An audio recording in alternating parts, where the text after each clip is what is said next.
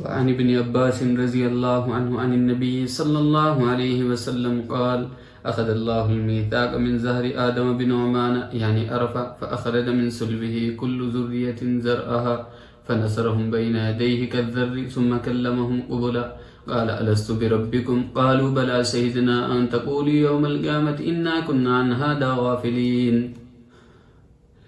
أو تقولوا إنما أشرك آباؤنا من قبل وكنا ذرية من بعدهم أفتهلكنا بما فعل المبتلون رواه أحمد۔ حضرت ابن عباس رضی اللہ عنہم سے مروی ہے، وہ فرماتے ہیں کہ نبی کریم صلی اللہ علیہ وسلم سے مروی ہے کہ نبی کریم صلی اللہ علیہ وسلم نے فرمایا کہ اللہ تعالیٰ نے ایک میثاق بولتے ہیں وعدے کو، عہد کو، تو ایک عہد لیا من ظہر آدم بنعمان، تمام لوگ حضرت آدم کی پشت میں تھے، بنعمان یعنی عرفہ، یعنی عرفہ کے قریب یہ وادی ہے، اس میں اللہ تعالیٰ نے یہ عہد لیا تھا۔ فأخرج من صلبه، اور سب کو نکالا، کل ذریۃ زرعها یعنی تمام مخلوقات کو پھیلا دیا، پھیلانے کے بعد سب سے ایک وعدہ لیا، ایک عہد لیا۔ فنثرهم بین یدی یعنی ان کے سامنے پھیلا دیا، کالذرہ جیسے کہ یہ کنکریاں ہوتی ہے، چینٹی ہوتی ہے باریک باریک شکل میں۔ ثم کلمہم قبلا، پھر آمنے سامنے، قبلا بولتے ہیں آمنے سامنے ہونا، تو آمنے سامنے ہو کر عہد لیا۔ قال الست بربکم قالوا بلا شہدنا، سب نے ایک ہی اقرار کیا، قالوا بلا شہدنا کہ آپ ہمارے رب ہے، ان تقولوا یوم القیامت۔ یہ عہد کیوں لیا؟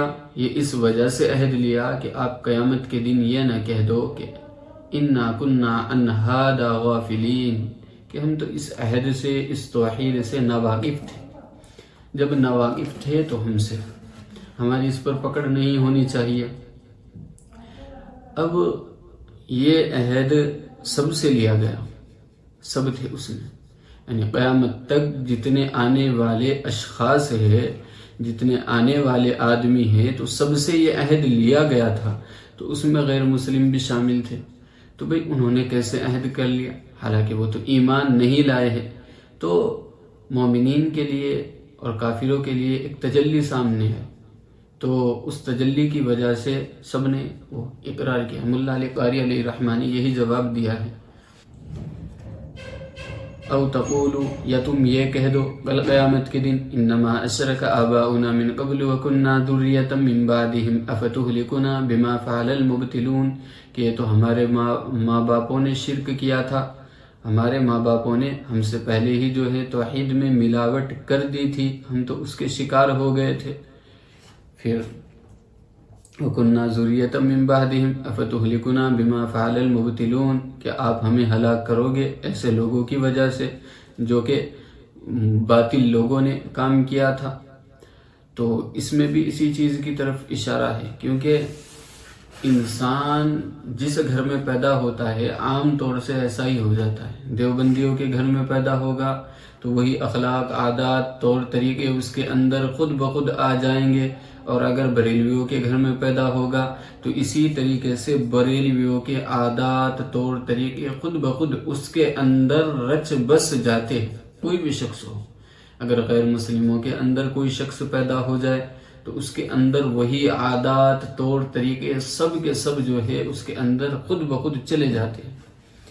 تو اسی طریقے سے یعنی یہ عذر بھی پیش کر سکتے ہیں، تو اللہ تعالیٰ نے ان دونوں عذروں کو ختم کر دیا ہے پہلے سے ہی، یعنی پہلے سے ختم کر دیا کہ پہلے ہی بتلا دیا ہے کہ بھئی ایسا ایسا معاملہ ہونا ہے، ایسے ایسے ہم نے آپ سے عہد لیا تھا، ایسے ایسے آپ کو کرنا ہے، اور آپ نے جو ہے وہاں پر عہد کی پاسبانی کا وعدہ بھی کیا تھا کہ ہم اس عہد کو پورا کریں گے، لیکن اب دنیا میں آ گئے ہیں، تو دنیا میں آنے کے بعد اس عہد کو بھول گئے ہیں۔ کچھ یعنی بزرگان دین سے بھی مروی ہے کہ ہمیں وہ عہد جو ہے اچھی طریقے سے یاد ہے، اور یعنی بعض بزرگوں کے بارے میں ہے کہ وہ فرماتے ہیں کہ ہمارے کانوں میں وہ عہد گونجتا ہے، اور اسی طریقے سے حضرت علی کرم اللہ وجہہ کے بارے میں بھی آتا ہے کہ حضرت علی فرماتے ہیں کہ مجھے وہ عہد بعین ہی یاد ہے، اور مجھے یہ بھی معلوم ہے کہ کون میری دائیں طرف تھا اور کون میری بائیں طرف تھا، یہ پوری چیزیں مجھے تفصیل کے ساتھ یاد ہے۔ یہ تو غلاموں کا حال ہے، انبیاء علیہ السلام تو اعلیٰ معیار پر ہوتے ہیں، تو ان کو تو بدرجہ اولیٰ یاد ہوتا ہے ساری چیز۔ وَأَنْ أُبَيِّ بْنِ كَعْبٍ فی قول اللہ عز وجل، حضرت ابی بن کعب رضی اللہ عنہم سے مروی ہے اللہ تعالیٰ کے اس قول میں، وَإِذْ أَخَذَ رَبُّكَ مِنْ بَنِي آدَمَ مِنْ ظُهُورِهِمْ ذُرِّيَّتَهُمْ قَالَ جَمَعَهُمْ فَجَعَلَهُمْ أَزْوَاجًا، کہ اللہ تعالیٰ نے سب کو جمع کیا پھر جوڑے جوڑے بنایا، ثُمَّ صَوَّرَهُمْ فَاسْتَنْتَقَهُمْ، پھر ان کی صورتیں بنائیں، پھر ان کو جو ہے بولنے کی صلاحیت دی، فَتَكَلَّمُوا، پھر ان سے جو ہے باتیں کی، ثم اخذ علیہم العہد والمیثاق، پھر ان سے جو ہے عہد و میثاق، عہد اور میثاق، یعنی یہ اسی چیز کو مؤکد کرنے کے لیے ہے عہد کو۔ ثم اخذ علیہم العہد والمیثاق، پھر ان سے جو ہے عہد لیا گیا اور میثاق لیا گیا، یعنی اس عہد کو جو ہے لیا گیا۔ عہد اور میثاق کیا لیا گیا؟ وہ عہد اور میثاق یہ تھا، لَإِنْ جَاءَتْهُمْ رُسُلُهُمْ لَيُؤْمِنَنَّ بِهِ، کہ اگر میرے رسول آپ کے پاس آئیں گے تو آپ سب کو جو ہے ان کی تصدیق کرنی ہے، آپ سب کو ان پر ایمان لانا ہے۔ یہ عہد اور میثاق لیا گیا تھا سب سے۔ اور ہم نے دیکھو، اب خود دیکھو آپ اس چیز کو، کہ جو پرانے لوگ تھے وہ انبیاء کی تکذیب کیا کرتے تھے، وہ انبیاء کو برا بھلا کہا کرتے تھے کیونکہ انبیاء ان کے سامنے موجود ہوا کرتے تھے۔ آج جو ہے ہم شریعت کی تکذیب کرتے ہیں، حال ہمارا بھی برا ہے۔ وہ اس وقت میں انہوں نے انبیاء کو جھوٹا کہا کیونکہ انبیاء ان کے سامنے موجود تھے، اور ہم جو ہے شریعت میں ایسے ہی خامیاں نکالتے ہیں، کسی کو کوئی خامی نظر آتی ہے تو کسی کو کوئی چیز۔ آج ہمارا بھی یہی حال ہے۔ وَأَشْهَدَهُمْ عَلَىٰ أَنفُسِهِمْ أَلَسْتُ بِرَبِّكُمْ، اور انہی لوگوں کو خود پر گواہ کیا، فرمایا أَلَسْتُ بِرَبِّكُمْ، کیا میں تمہارا رب نہیں؟ قَالُوا بَلَىٰ قَالَ فَإِنِّي أَشْهَدُ عَلَيْكُمُ السَّمَاوَاتِ السَّبْعَ وَالْأَرْضِينَ السَّبْعَ، تو سب نے بلا فرمایا، پھر جو ہے ان پر 7 زمین اور 7 آسمانوں کو گواہ بنایا۔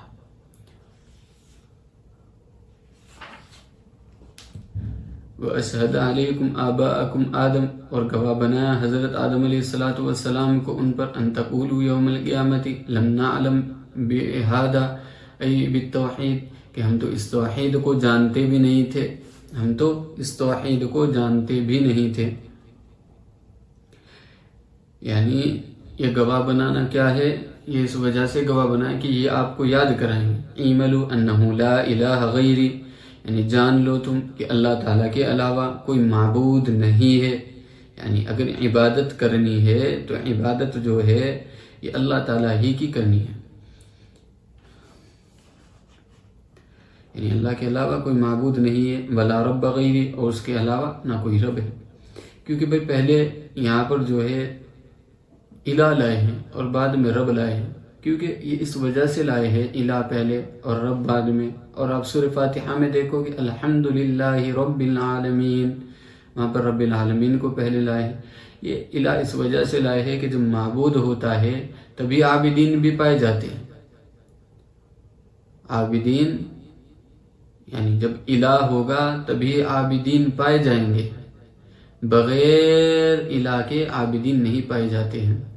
پھر رب بھی فرمایا ہے، رب یہ فرمایا ہے کہ جو الہ ہے وہی آپ کی تربیت کرے گا۔ وَلَا تُشْرِكُوا بِهِ شَيْئًا، اصل مقصود یہ ہے کہ اس کے ساتھ کسی کو شریک مت کرنا۔ اِنِّي سَأُرْسِلُ إِلَيْكُمْ رُسُلِي، ان قریب میں آپ کے پاس اپنے رسول بھیجوں گا، يُذَكِّرُونَكُمْ عَهْدِي وَمِيثَاقِي، جو تم کو میرا عہد اور میثاق یاد کرائیں گے۔ وَأَنزَلَ عَلَيْكُمْ كُتُبِي، اور میں ان پر اپنی کتابیں اتاروں گا۔ قَالُوا شَهِدْنَا، تو سب نے گواہی دی، بِأَنَّكَ رَبُّنَا وَإِلَٰهُنَا، کہ آپ ہمارے رب ہے، آپ ہی ہمارے الہ ہے۔ لَا رَبَّ لَنَا غَيْرُكَ، آپ کے علاوہ کوئی رب نہیں ہے۔ وَلَا إِلَٰهَ لَنَا غَيْرُكَ، نہ آپ کے علاوہ کوئی ہمارا۔ فَقْرَؤُوا بِذَلِكَ، سب نے اس بات کا اقرار کیا۔ وَرُفِعَ عَلَيْهِمْ آدم علیہ السلام ينظر إليهم، پھر حضرت آدم علیہ السلام کو پیش کیا اوپر سے۔ اور وہ ان کی طرف دیکھ رہے تھے. فالغنی والفقیر، تو یعنی غنی اور فقیر کو بھی دیکھا. حسن الصور ودون ذالک، اور جو خوبصورت تھے اور کالے کلوٹے تھے ان کو بھی دیکھا. فقالوا رب، یعنی یہاں پر ایک چیز سمجھو، غنی اور فقیر یہ دونوں چیزوں کو شامل ہے. دونوں چیزیں کیا ہیں؟ ظاہراً غنی ہو اور باطناً بھی غنی ہو، یعنی سخی. اسی طریقے سے کوئی شخص جو ہے ظاہراً فقیر ہو لیکن باطناً جو ہے وہ باطناً بھی فقیر ہو، یا باطناً فقیر ہو اور ظاہراً غنی ہو، یا ظاہراً غنی ہو باطناً فقیر ہو. یہ ساری چیزیں اس کو شامل ہیں. اور دل کا اچھا ہونا اس کو بھی یہ شامل ہے، اور شکل و صورت کا اچھا ہونا یہ اس کو بھی شامل ہے. دونوں چیزوں کو شامل ہوگا. فقال ربی، تو حضرت آدم علیہ السلام نے فرمایا، یہاں پر یا ربی یہ محذوف ہے، لولا سویت بین عبادک، کہ آپ نے سب بندوں کو برابر کیوں نہیں فرما دیا. قال انی احببت ان اشکر، کہ میں چاہتا ہوں کہ سب میرا شکر ادا کرے، سب کے سب میری شکر گزاری کریں. ورأى الانبیاء فیہم مثل السورج علیہم النور، اور دیکھا انبیاء، ورأى الانبیاء، اور دیکھا انبیاء علیہ السلام کو بھی، ان پر جو ہے یعنی روشنی تھی ایک نور کی. خصو بمیثاق آخر فی الرسالۃ والنبوہ، ان کو خاص کیا دوسرے عہد میں رسالت اور نبوت میں. وهو قوله تعالی وَإِذْ أَخَذْنَا مِنَ النَّبِيِّينَ مِيثَاقَهُمْ إِلَىٰ قَوْلِهِ عِيسَى ابْنَ مریم. اور اللہ تعالیٰ کا قول یعنی یہ اس بات کی گواہی دیتا ہے کہ جب ہم نے عہد لیا نبیوں سے، یہ عیسیٰ ابن مریم تک ہے. کان فی تلک الارواح، اور وہ سب جو ہے ارواح میں تھے، عالم ارواح میں تھے. فارسل الی مریم علیہ السلام، پھر فارسلہ یعنی حضرت جبرائیل کو بھیجا الی مریم، حضرت مریم علیہ السلام کی جانب. فحدث عن ابی انہ دخل من فیہا، رواہ احمد. حضرت ابی سے یہ چیز بیان کی گئی ہے. یہاں پر یہ چیز ہو گئی تھی تو حضرت آدم علیہ السلام نے فرمایا کہ سب کو برابر کیوں نہیں فرما دیتے اللہ؟ تو اللہ تعالیٰ نے فرمایا کہ میں نے سب کو برابر اس وجہ سے نہیں فرمایا کہ بھئی امیر ہے، امیر جب اپنی امیرت کو دیکھے گا تو وہ خوش ہو، اور اس خوشی میں جو ہے میرا شکر ادا کرے گا کہ اے اللہ آپ نے مجھے یہ نعمت نصیب فرمائی ہے. وہ اپنی اس نعمت پر شکر ادا کرے گا. اور غریب جو ہے وہ اپنے فاقوں کی طرف دیکھے گا اور اللہ تعالیٰ سے شکر ادا کرے گا. وہ شکر کیسے ادا کرے گا؟ وہ ایسے شکر ادا کرے گا کہ اے اللہ جن پر زیادہ پیسہ ہے ان کو زیادہ حساب دینا ہوگا، تو مجھ پر زیادہ پیسہ نہیں ہے تو مجھ کو زیادہ حساب بھی نہیں دینا ہوگا، تو اس پر شکر ادا کرے گا. امیر بھی اور غریب بھی اس طریقے سے شکر ادا کریں گے. کالے اور گورے، کالا جو ہے جاہز کی جو بیوی ہے، جاہز جو ہے بڑا ادیب گزرا ہے لیکن اس کی بیوی جو ہے بڑی خوبصورت تھی. یہ مشہور ہے کہ پورے شہر میں جو ہے اس سے بڑی خوبصورت عورت کوئی نہیں تھی. اور یعنی اس کی بیوی کہا کرتی تھی کہ اے جاہز، کبھی مستی میں آ جایا کرتی تھی تو یہی فرمایا کرتی تھی کہ اے جاہز تو بھی جنتی میں بھی جنتی. تو ایک دن پوچھنے لگے کہ کیسے؟ تو کہنے لگے کہ اللہ تعالیٰ صابر سے بھی راضی، شاکر سے بھی راضی. کہ وہ صابر اور شاکر کیسے؟ کہ وہ اس طریقے سے کہ آپ کو اتنی خوبصورت بیوی ملی ہے تو آپ کو اللہ تعالیٰ کا شکر ادا کرنا چاہیے، اور آپ اللہ تعالیٰ کا شکر ادا کریں گے اس چیز پر.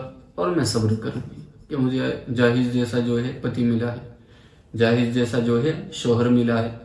کیونکہ جاہز جو ہے سب سے برا آدمی تھا. اس کے بارے میں آتا ہے کہ خنزیر کی شکل کو بگاڑ دیا جائے تو وہ بھی جاہز سے اچھی. جاہز جو ہے بادشاہ کے دربار میں جایا کرتے تھے، تو بادشاہ جو ہے کسی بات کی وجہ سے باندی سے ناراض ہو گئے.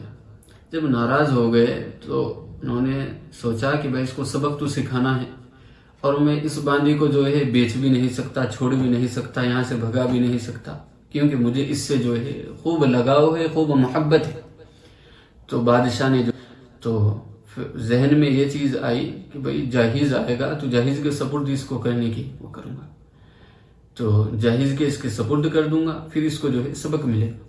تو حضرت جاہز جو ہے دربار میں آئے، آنے کے بعد بیٹھ گئے، تو بیٹھنے کے بعد جو ہے تو بادشاہ نے اعلان کیا کہ وہ فلاں جو باندھی ہے وہ جاہز کو دے دی جائے۔ تو اس کو لایا گیا تو اس نے جاہز کی طرف دیکھا، وہ گھبرا گئی، چیخیں مارنے لگی، رونے لگی، چلانے لگی۔ تو پھر بادشاہ نے جو ہے جب اس کی یہ حالت دیکھی، کانپتے ہوئے روتے ہوئے، اس پر رحم آ گیا اور پھر جو ہے اس کو واپس بھیج دیا۔ پھر جاہز سے کہنے لگے کہ مجھے تو اس باندھی کو سبق سکھلانا تھا کہ ایک اچھا۔ تو جاہز کہنے لگے کہ بادشاہ سلامت، اگر آپ مجھے پہلے بتلاتے کہ آپ اس کو سبق سکھلانا چاہ رہے ہیں تو میں تو شکل بگاڑ کر آتا اور بھی زیادہ، میں تو خوب بن ٹھن کر آیا ہوں آپ کے دربار میں جب اس کی یہ حالت ہے، اگر میں اس حالت میں آتا تو پھر آپ دیکھتے۔ تو جاہز کی جو کتاب کتاب البخلا، خوب بخیل بھی تھے، یعنی ان کے بارے میں آتا ہے کہ کھانا جو ہے کمرے میں اندر بیٹھ کر کھانا کھایا کرتے تھے، اور پھر اس سے جو ہے جو جبڑوں میں آواز پیدا ہوتی ہے وہ بھی نہیں کیا کرتے تھے، وہ بھی نہیں کیا کرتے تھے۔ اور کتاب البخلا میں لکھا ہے کہ میں نے کنجوس بہت دیکھے لیکن خود سے بڑا کنجوس نہیں دیکھا۔ اور انتقال کیسے ہوا کہ لائبریری میں بیٹھے ہوئے تھے، اوپر سے کتابیں گر گئی اور اس کی وجہ سے ان کا انتقال ہو گیا۔ تو بھئی اصل چیز یہ ہے کہ رنگ نہیں دیکھا جاتا ہے بلکہ کمال دیکھے جاتے ہیں۔ اپنے کمال کی وجہ سے بادشاہ کے دربار میں چلے گئے، تو کمال پیدا کرنا چاہیے اپنے اندر، رنگ اور شکلوں سے کچھ نہیں ہوتا ہے۔ پھر یہاں پر دوسری چیز یہ سمجھو، ای دخل من فیہا رواہ احمد، یعنی فیہا ای فی المریم، یا تو گریبان سے پھونک ماری حضرت جبریل علیہ السلام نے، یا جیب سے ماری، یعنی آستین سے یہاں سے پکڑا اور ایسے پھونک ماری۔ ان دونوں کو جمع کیا جا بھی کرتے ہیں بہت سے حضرات کہ بھائی اوپر سے بھی ماری اور اس طریقے سے بھی ماری، دونوں طریقے سے پھونک ماری۔ وَن أبي الدرداء قال بيننا نحن عند رسول الله صلى الله عليه وسلم نتذاكر ما يكون إذا قال رسول الله صلى الله عليه وسلم إذا سمعت بجبل زال عن مكانه فصدقوه وإذا سمعتم برجل تغير عن خلقه فلا تصدقوا به فإنه يسير إلى ما جبل عليه رواہ احمد۔ حضرت ابی درداء رضی اللہ عنہ فرماتے ہیں کہ ہم نبی کریم صلی اللہ علیہ وسلم کے پاس مذاکرہ کر رہے تھے، تو نبی کریم صلی اللہ علیہ وسلم نے فرمایا کہ جب تم یہ چیز سنو کہ پہاڑ جو ہے اپنی جگہ سے ہٹ گیا ہے تو اس کی تصدیق کر دینا، اور جب تم یہ سنو کہ کوئی شخص اپنی عادتوں سے ہٹ گیا ہے، اس کی عادتیں ختم ہو گئی ہے، وہ فلا تصدقوا به، تو اس کی تصدیق مت کرنا، فإنه يسير إلى ما جبل عليه أي خلق عليه، کہ ہر شخص اسی عادت پر رہتا ہے جس پر وہ پیدا کیا جاتا ہے۔ رواہ احمد۔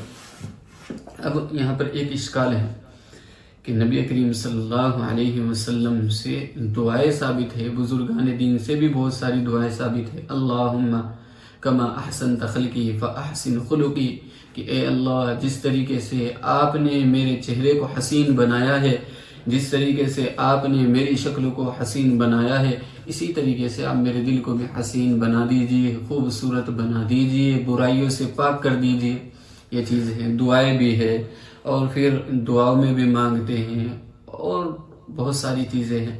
اور صوفیہ حضرات جو ہے ریاضیات کراتے ہیں، تو ان کا فائدہ کیا؟ ان سب چیزوں کے کرانے کا فائدہ کیا؟ اور آپ یہ کہہ رہے ہو کہ کوئی شخص اپنی عادت سے نہیں پھرتا ہے، تو ہم تو دیکھتے ہیں کہ پھر جاتے ہیں کہ صحابہ رضی اللہ عنہم جو ہے بتوں کے پجاری بھی تھے، بتوں کی پوجا بھی کیا کرتے تھے، لیکن بعد میں موحد بن گئے، اور ایسے موحد بنے کہ اس زمین کے اوپر آسمان کے نیچے کوئی مثال دیکھنے کو نہیں ملی آج تک، ایسے بنے۔ تو بھائی وہ تو بدل گئے، تو اس حدیث کا کیا ہوگا؟ تو بھائی ہر چیز جو ہے، ایک چیز یہ سمجھو کہ ہر چیز اپنے محل کے اندر اچھی ہوتی ہے۔ مثلا غصہ ہے، غصہ جو ہے اپنے محل کے اندر ہوگا تو وہ صحیح رہے گا۔ بخل ہے، بخل جب تک اپنے محل کے اندر رہے گا وہ درست ہے۔ اب دیکھو کوئی شخص کسی کی بیوی کے پاس سو رہا ہو، کوئی شخص کسی کی بیوی کے پاس سو رہا ہو اور وہ شخص آ جائے جس کی بیوی ہے، پھر بھی اس کو غصہ نہ آئے تو وہ دیوس ہے۔ وہاں پر غصہ دکھانے کا مقام ہے، اور غصہ جو ہے غضب ہونا، یعنی غصے میں آنا، یہ اللہ تعالیٰ بھی کرتے ہیں۔ حدیثوں میں آپ پڑھو گے کہ اللہ تعالیٰ کو غصہ آتا ہے۔ تو بھئی اگر وہ محل کے اندر ہو، اس جگہ پر اگر وہ شخص غصہ ہو جائے تو یہ غصہ ہونا درست ہے۔ اسی طریقے سے بچہ جو ہے گڑبڑی کر رہا ہے، کوئی غلط کام کر رہا ہے، باپ غصہ ہو جائے تو اس کا غصہ ہونا جو ہے محل کے اندر درست ہے، لیکن اگر بغیر محل کے ہو تو یہ درست نہیں ہے۔ اسی طریقے سے بخیل ہونا، بخل کرنا، کنجوسی کرنا محل کے اندر درست ہے۔ من آتا للہ ومن منع للہ، کہ جو شخص دے تو اللہ کے لیے دے، جو شخص روکے تو اللہ کے لیے روکے۔ تو دینا بھی اللہ کے لیے اور روکنا بھی اللہ کے لیے۔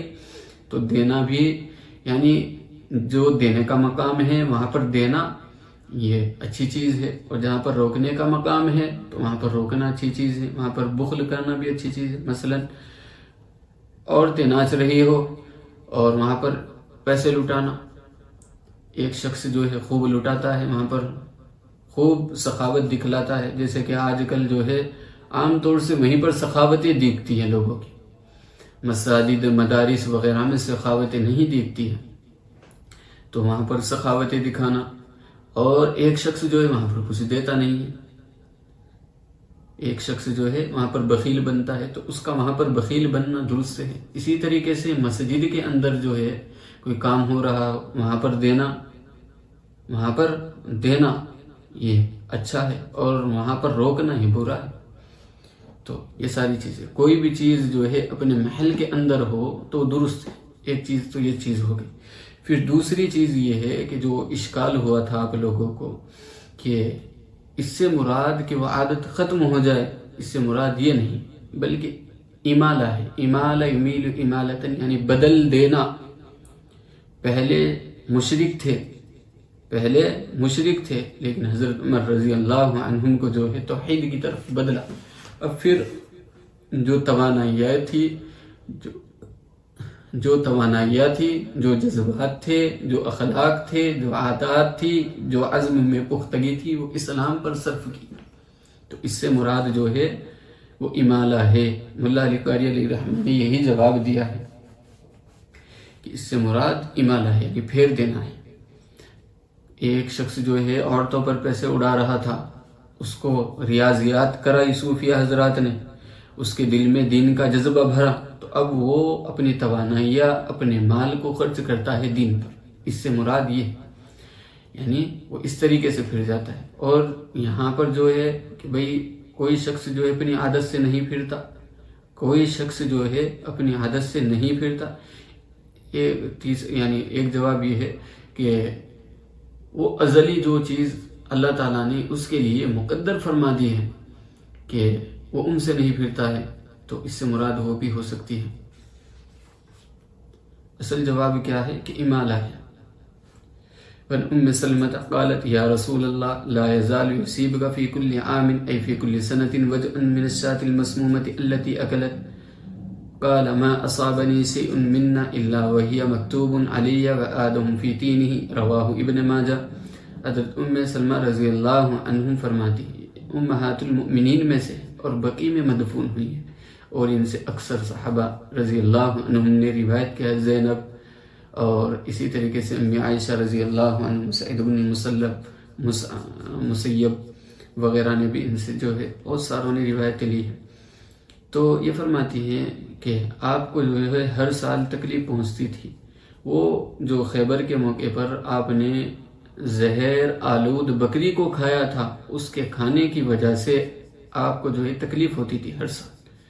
تو فرمایا قال ما اصابنی شیء منا الا وهو مکتوب علی، کہ مجھے کوئی چیز نہیں پہنچتی ہے مگر ہر چیز جو ہے میری تقدیر میں لکھی ہوئی، جو چیز یا جو بات یا ہر وہ چیز جو میری تقدیر میں لکھی ہوئی ہے، بس وہی چیز مجھے پہنچتی ہے۔ یہ تکلیف، یہ علم، یہ جو پہنچ رہا ہے، یہ بھی میری تقدیر میں لکھا ہوا ہے۔ وآدم فی تینہ، اور آدم جو ہے مٹی میں تھے اس وقت۔ رواہ ابن ماجہ، تو اس کو ابن ماجہ نے روایت کیا ہے۔